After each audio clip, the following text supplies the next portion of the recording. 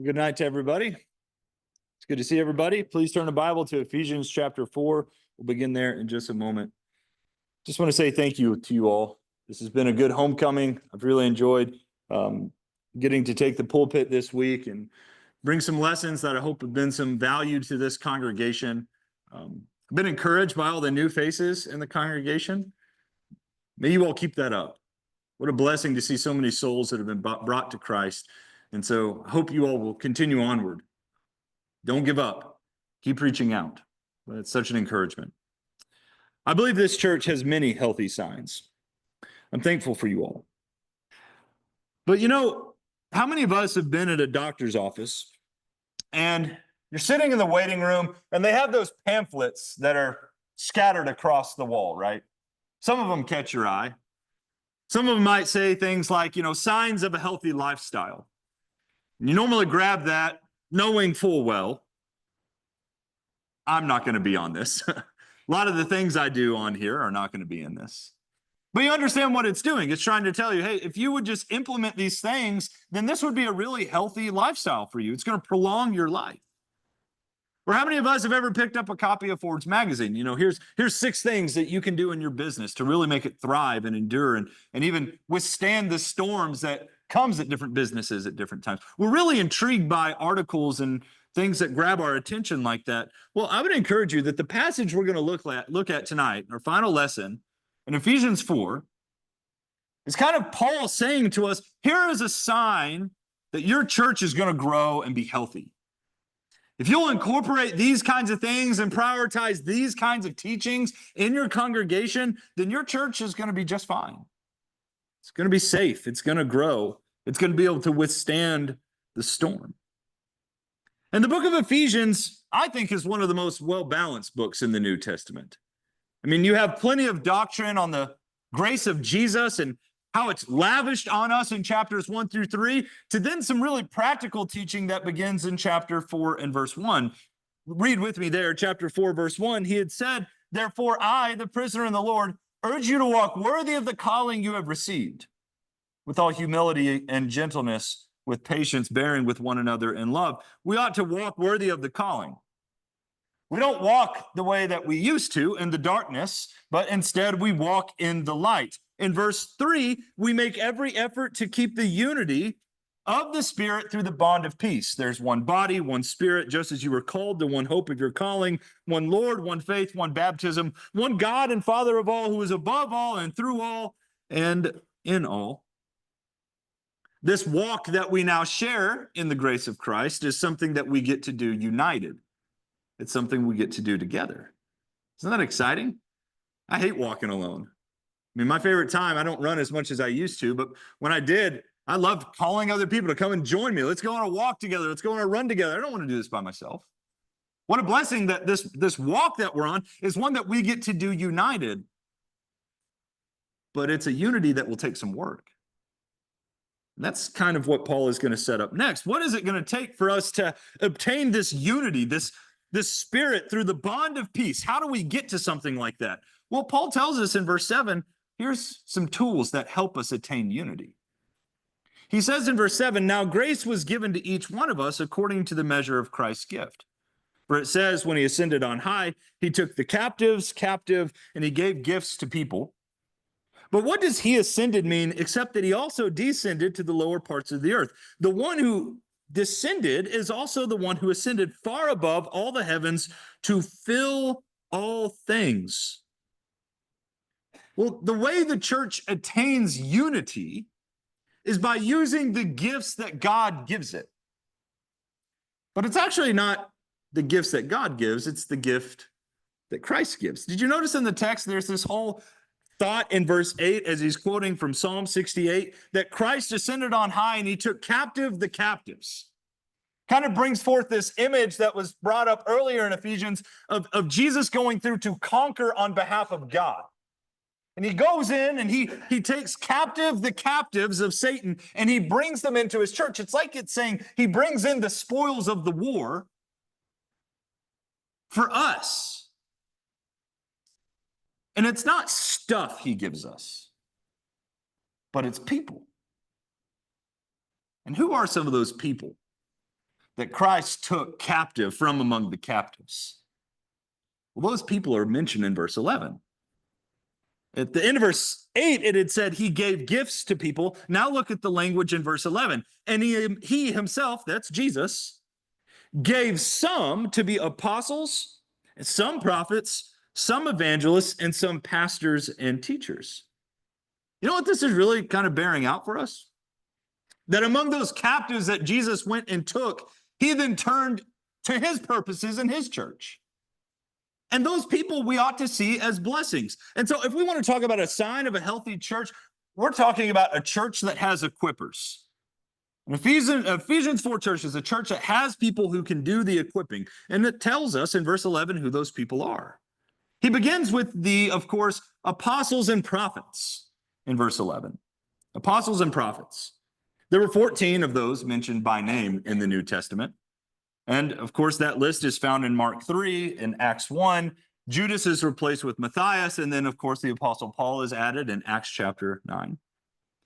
The word apostle just literally meant sent out one, which makes you ask the question, who sent him out? Jesus did. Jesus Christ of Nazareth, he sent these men out for his will and for his purposes. And they were given some authority to cast out demons and to do these miracles, but also there's an emphasis in John's gospel that these men would be given the Holy Spirit. So whenever Jesus will depart from them, it will be these men who are guiding the church. They're the ones kind of equipping the church to be able to go out and accomplish the mission that they need to accomplish. And that's why, like in Acts 2:42, after those 3,000 are baptized, it tells us that they continue in 4 things: breaking of bread and prayer and fellowship. Also, the apostles' doctrine. You see, these apostles were here to equip the church. And what a blessing that we still have the work of the apostles. We don't have these 12 men walking around in the churches today. It'd be cool if we did, but we don't. But we have a lot of their work. I mean, Paul wrote so much of the New Testament. We have Peter's epistles. What a blessing. And it's not just them who wrote the New Testament. We have these prophets as well. I believe that would be a good term to use to describe the other men who wrote the New Testament that were not apostles. There were prophets by name. You think about Agabus in Acts 11 and Acts 21. There were also the virgin daughters of Philip in Acts 21 who were described as prophetesses. These gifts may have ceased, but what a blessing that we have their work left behind. And so here we are being equipped 2,000 years later by the work that the apostles left behind for us. And by the way, this is what it was always supposed to be. There wasn't supposed to be a continuedship in the apostleship. Like, look, for instance, in chapter 3, even in the first century when Paul is writing as an apostle of Jesus, in chapter 3 of Ephesians in verse 3, he kind of told us how this system would work. He said, "The mystery was made known to me by revelation, as I've briefly written above. And by reading this, you were able to understand my insight into the mystery of Christ. This was not made known to people in other generations, as it is now revealed to his holy apostles and prophets by the Spirit." That's pretty easy language to understand. Okay, Paul wrote this down after he got it from the Spirit. And then in verse 4, I read it and I understand it and I do it. It's no different here 2,000 years later. And so if a church wants to be healthy, we've got to prioritize what these guys wrote down for us and make sure we're reading it and studying it carefully. But that's the really cool thing about the New Testament church, is that even though we don't have those guys, God does still bless us with evangelists and pastors and teachers who will take that teaching from 2,000 years ago and they will prop it up. They will call attention to different things and say, this is what they wrote to us about. This is what we need to pay attention to. The word evangelist just literally is the idea of someone who proclaims good news. My preferred translation of that would be a good newser, because that's what they're doing. Their whole thing is just going out there to proclaim the good news. It's only used 3 times in the New Testament. Here in Ephesians 4, it's used about Philip the evangelist in Acts 21, verse 8. And it's also used about Timothy when he's told to fulfill his work as an evangelist in 2 Timothy 4 and verse 5. But their work was simple. They go out and they proclaim the good news of Jesus Christ, both with brethren, but also outside. But then there are these pastor teachers. In your outline and on the PowerPoint, you notice how I have like a slash, maybe a dash there would be good as well. There's actually something kind of cool going on in the Greek here. where pastors and teachers are to be thought of as the same person. They're not the same word. They are two different words. But as the construct goes in Greek, the thought is that these guys would be the same person, pastor teachers, instead of pastors and teachers. But that kind of makes sense to us. Because whenever you go and you look at the qualifications for elders, what does it emphasize about them? That they have to be apt or able to teach in 1 Timothy 3 and verse 2. And Titus gives a reason for it, because if they hold to the faithful message as is taught, he will be able to both encourage with sound teaching and to refute those who contradict it. So it makes sense that the pastors, the elders, overseers in a church are capable teachers. And not just with words of encouragement, but also, according to Titus, they have the ability to reason and to correct those who are coming in and trying to promote some sort of false doctrine. Now, I think that's helpful to see. But I do want to say that even if there are those in a congregation who are not pastors, but just teachers, that is also healthy. I mean, you remember in Paul's first preaching trip in Acts 13, before he sent off from the church at Antioch, what does it inform us about that church? They got all kinds of teachers in that congregation. And Fayette is a very blessed congregation in that. You have pastors, elders, Joe and Dempsey, who do some teaching, but we have several other men here who also step up and take care of the teaching responsibility. I think that's an important thing to see. If you are a teacher, are you being used? Are you willing to volunteer? Step into that kind of role. Some of our newer brethren here to the congregation might not realize Fayette was kind of built off of that. I mean, I started worshiping here from the time I was a baby, practically. And it wasn't until I was 14 years old that we had a full-time evangelist for the first time, Sid Latham.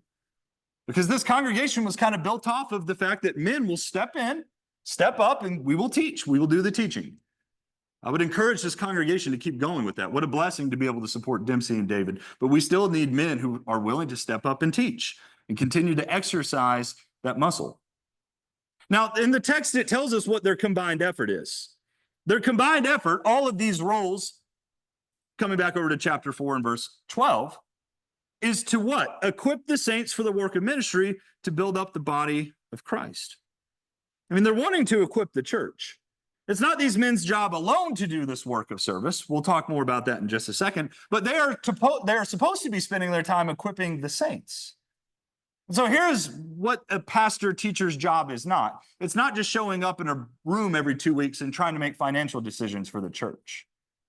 And so for you men who are hopefully thinking about and aspiring to the work of an elder, and that needs to happen here. There's 2 men here that serve as elders, one away from none, as it said. I'm in a similar situation where I'm at in Indianapolis. We just went from 3 elders to 2, and there's some pressure kind of in the room of, we need someone to step up. We need someone to serve. I'm sure the same thing is happening here. Men, if you aspire to this, then recognize your job is more than just making financial decisions. That might be a part of it, very small part. Your role is to equip the church for the work of service. And too often, people get these ideas mixed up. They let the evangelists end up being that kind of head honcho who makes those decisions. And the elders are, of course, just kind of in the background, managing some things. In the New Testament, the evangelists and the elders in a congregation work together for the same goal, to build up the church. And I love that the text says that in verse 12, to build up the church, because if there's one thing I learned from working with my uncles and with my dad, building is a lot of work. It is hard work. And so don't think if you become an evangelist or a pastor or a teacher that it's not going to be work, because it is. It's hard work, in fact. Now, kind of going along with this, how great is it when you identify a church like Paul is describing that has capable men as teachers and pastors and evangelists, but there's kind of a second part to it. You need to have a church that's willing to become equipped. If we've got all these men who are capable and able and are stepping up and teaching, well, how ready am I to become equipped? A willingness. I want to learn. Do you want to learn? Or have you gotten to a place in your Bible knowledge where you go, I can't learn anything from that guy? Oh, so-and-so's teaching this quarter. I'll just busy myself somewhere else. What can we learn? What are we going to do? You see, I think it's important for us to think about what this congregation, what the elders in this congregation are setting up so that we can become equipped. And you can start with the obvious, Sunday morning, right? In the Sunday morning worship hour, they've arranged for us to worship first and foremost, but then David gets up here and he spends a lot of time putting together a lesson so that we can learn and so that we can become equipped to go out to the work of service. And so when I come here, I'm going to come with a ready mind and an open Bible so that I can learn to do that. But we recognize there are far more opportunities that this church gives us to become equipped than just the Sunday morning worship hour. Consider the fact we have Bible class before the worship, and then, of course, tonight, Wednesday night at 7. Consider the fact that this congregation has a few gospel meetings a year where the elders are paying money to bring these men in. For what reason? To equip the saints. How can they equip the saints if the saints don't come? Or think about how many different opportunities are through the week with women's classes and men's classes. I think about the study we had on Tuesday morning at the coffee shop at 7. And when you really think about how many opportunities are out there, are we seizing them the way that we should? Are we making them a priority? And by the way, I'll volunteer David and Dempsey because I like being volunteered. They'll study with you each week if you want that. One of my favorite things is when someone from the congregation comes and asks me, hey, I'm really wrestling with something. Would you be willing to meet with me this week and help me fight through this and study through it? That makes me excited. That's kind of my job, is to equip the saints and answer questions. Because as we're looking at in the text, we're trying to equip them for the work of service or ministry. This is literally the word ministry. It's where we get the word ultimately for deacon as well, or servant. But this is what we're trying to become better at. We're trying to become better at serving others. None of that sounds weird, but we're really good at serving ourselves. We're actually really good at that.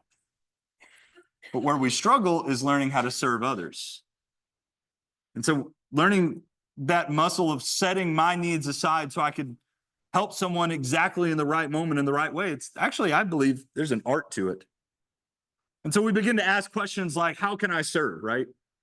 Where do I fit into this? Because I might not be a teacher. Well, find your role. I mean, you read through the New Testament and you start to see how many different lists there are about the different members in the body of Jesus. In Romans 12, this is a helpful list to start with. He says in verse 3, latter part of it, instead think sensibly, as God has distributed a measure of faith to each one. We have many parts in one body, and all the parts do not have the same function. In the same way, we who are many are one body in Christ and individually members of it. And according to the grace given to us, we have different gifts. If prophecy, use it according to the proportion of one's faith. If service, use it in service. If teaching, in teaching. If exhorting, in exhortation. Giving with generosity, leading with diligence, showing mercy with cheerfulness. It's such a good list to start with. Where do I see myself in that? And if this is a virtue that the Lord has blessed me with, how am I using it among this group of people for the work of service? That's the kind of question we need to start asking ourselves. Now, let me show you something else in the text. Because there's something cool in Ephesians chapter 4. Look now at verse 13. We might want to ask, how long? How long are we going to keep this saying up? Well, verse 13, until we all reach unity in the faith and in the knowledge of God's Son, growing into maturity with a stature measured by Christ's fullness. Another sign for a healthy church is a church that is united by the knowledge of Jesus. That's what we're ultimately trying to attain, is this unity. Something, literally the idea is we're reaching for. Unity is a hard thing to obtain, whether it be with 2 people in a marriage or with 200 people. But when you really think about it, the way that we work with a congregation is very similar to a marriage. I mean, just think about some of the things that it's taken in your years of marriage in order for it to really work well. It's probably taken a lot of humility at times, taken service, a lot of forgiveness. It's no different for the Lord's church. We're going to have to make apologies to each other. We're going to bump into each other. It's kind of it. But when we bump into each other, we're going to apologize. You all might remember when I was in high school, another job I had, I worked at Papa John's. I actually really loved that job. But one of the things that happened early on in me working there, it was a busy Friday night. We're trying to get all the pizzas out. And my job was to get the pizzas off the conveyor belt. And then right behind me is where you'd slap them down in the box and cut them up to get them out for delivery. And there was one particular occasion where we're moving. And I picked this hot pizza up off the oven. And you all know I don't move slow. And as I turned around, my manager was like walking through between the oven and that spot. And I splashed that hot pizza out of the oven right on his elbow. And he went, ah! And he quickly calmed down. I was apologizing to him. And you know what he said to me? This has always stuck with me. He wasn't mad. He said, you know what? That's going to happen sometimes. When we're working hard and we're trying to produce something, we're going to bump into each other. It's okay. It's just part of it. It's all good. Let's just move on. And that really was the end of it. I think about that a lot with passages like this. Trying to reach for unity, be willing to forgive and move on. That is the only way a congregation will thrive. And so the text says there is something else that we are reaching for. We're reaching for unity in the knowledge of Jesus. That's ultimately what will unite us. Now, Paul has already made that point back in chapter 2, 14 through 19, when he talked about that wall of hostility between the Jews and Gentiles. It was torn down because of Jesus. We attained peace with our brethren. Now, the knowledge of Jesus is able to do that. But it might have been Jews and Gentiles in their day. It might be different in our congregation. The congregation I worship at is a diverse group, both racially, but also I would even say politically. We have Democrats and we have Republicans where we worship. One of the things I've been incredibly encouraged by is that at election season, those things are set to the side. They're not brought into the assembly. The conversations I have overheard have been very peaceable. They've been good. They've been wholesome because our brethren are recognizing, yeah, those things are very secondary to our lifestyle as Christians. We have unity in the knowledge of Jesus. What a beautiful thing. We serve the same risen Savior. None of that stuff really matters anymore when you think about it, that we serve Jesus together. Now, here's the other thing that the verse says. Look at the end of verse 13. He said, until we reach unity in the faith and the knowledge of God's Son, growing into maturity with a stature measured by Christ's fullness. Then we will no longer be little children tossed by the waves and blown around by every wind of teaching, by human cunning with cleverness and the techniques of deceit. But speaking the truth in love, let us grow in every way into him who is the head, Christ. Okay, so we're not just reaching for unity, we're also reaching for maturity. What we need in a congregation are mature Christians. Now, how do we measure that standard? I mean, we got to kind of measure it by something. Like, how do you even define what really is maturity? We need a blueprint. We need a picture on the box for the puzzle. Well, the text told us. The measuring stick is the fullness of Jesus. That's who we are looking to. Now, this phrasing is interesting, the fullness of Christ. What does that even mean? That is literally something being filled up. So I want you to imagine for just a second, if I had two empty pitchers, like at the restaurant, right? They bring out the Coke. I want you to imagine if both of those were empty. And I walk over here to the baptistry and I scoop up some level of the water in one of these pitchers and I set it down right here. And then I walk up to one of you and I say, I want you to go and take this empty pitcher and I want you to measure it up to the fullness of mine. Well, you would understand what I'm asking. You want it to match the same fullness of mine. That's what this text is saying, is that we're trying to measure up to the fullness of Christ. We're trying to match what he is. And we're united in our efforts to do just that. Well, where do we see the fullness of Christ at? We see it in the Gospels, of course. Are we daily reading the Gospels? And not just for like facts and for teaching classes here, but are we reading them as the blueprint, like, I want to be Jesus.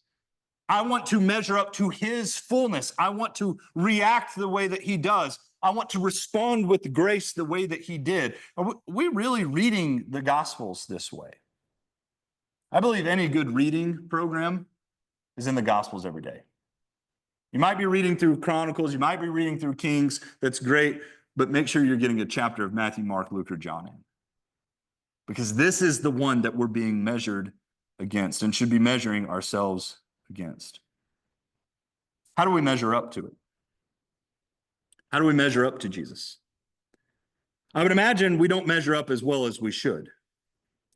In fact, the way the Bible talks about us measuring up to Jesus, you might remember a famous verse in Galatians chapter 2 and verse 20, when Paul had said, I've been crucified with Christ, and it's no longer I who live, but Christ who lives in me. The life I now live in my body, I live by faith in the Son of God who loved me and gave himself up for me. When we think about it, Jesus is supposed to be living inside of us. If he is, then we're going to measure up to his fullness really quickly. But just carrying that imagery in Galatians 2:20, imagine for just a moment if like today, or no, let's say tonight, you go to sleep and in the morning, Jesus wakes up inside your body. I want you to imagine like a Freaky Friday scenario, okay? If you all remember that movie. Jesus wakes up, you wake up, Jesus is inside your body. Let me ask you, do you think there would be some behaviors that you do that Jesus would change pretty quickly? You think there would be some people we hang around that Jesus would change pretty quickly? Some conversations we ought to have with some people that Jesus would have pretty quickly? This is what it means. The fullness of Christ, we're comparing ourselves to him. It's the classic, what would Jesus do? I've got to compare myself to him. There's no other way. It's the only way for me to reach maturity. I'm not trying to measure up to anyone else, only him. Now, the cool thing is if we will become mature by Christ's fullness, then in verse 14, there's a wonderful result to it. He says, then we will no longer be like little children, tossed by the waves and blown around by every wind of teaching, by human cunning with cleverness and the techniques of deceit. The end result here is that we have stability through trial. Our feet are under us. We're grounded. You remember what it said about maturity in James chapter 1? Consider it a great joy, my brothers and sisters, whenever you experience various trials, because you know that the testing of your faith produces endurance, and let endurance have its full effect so that you may be mature and complete, lacking nothing. Trials are supposed to make us more and more mature. But when we think about trials, don't only think about hard things in your life. Because contextually, in verse 14, what trial does Paul have in mind when false doctrine comes along? How do I respond whenever false doctrine comes in? How mature am I to handle something like that? Am I able to handle it? Or do I have to rely on my preacher or my pastor or my evangelist or a commentary? Mature Christians are able to reason for themselves. They're able to look at something and go, that's not right, that doesn't add up because this, and this.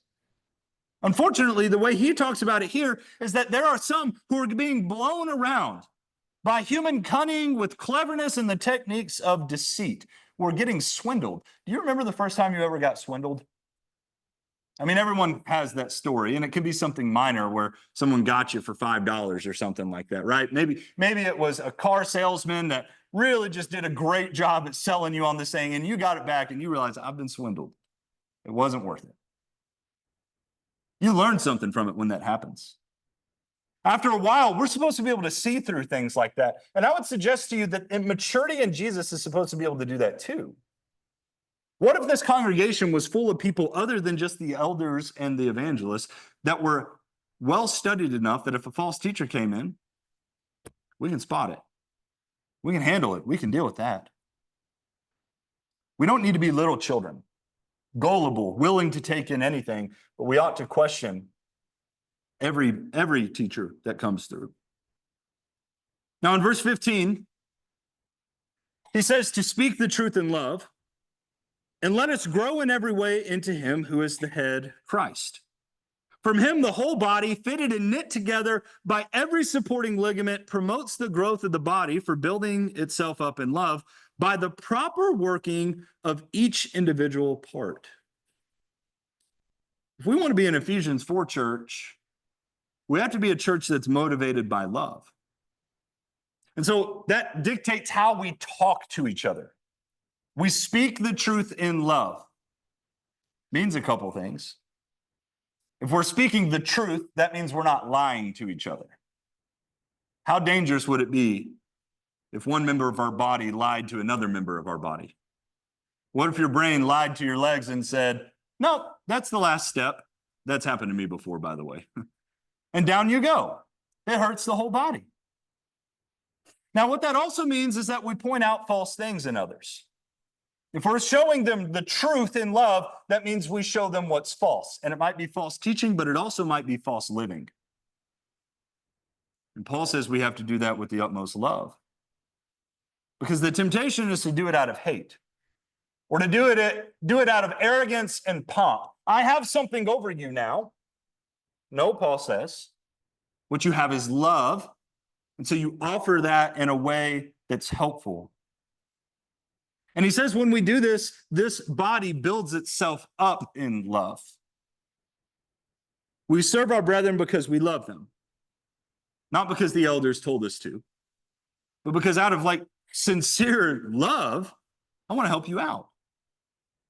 Love is the blood supply of a congregation. The moment a church stops having love for one another, that church will die. It will not exist. And we've seen that happen before. But the last part of this is that each individual part has to work.